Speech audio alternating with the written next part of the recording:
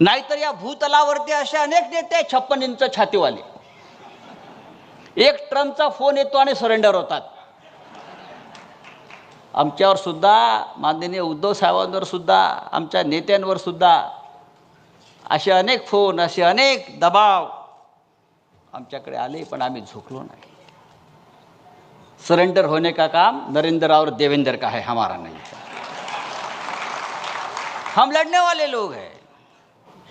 पण त्या पहलगावच्या हल्ल्याला 2 महिने होऊन गेले तरी त्या 4 अतिरेक्यांचा शोध हे 56 इंचाचं सरकार घेऊ शकलं नाही. कुठे गेले ते 4 अतिरेकी? कुठे गेले ते 4 दहशतवादी?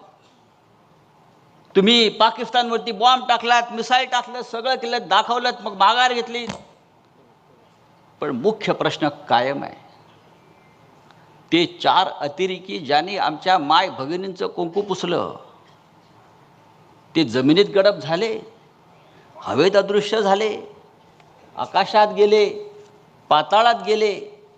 गेले कुठे याचा शोध या देशाच्या गृहमंत्र्यांना अजून घेता आला नाही.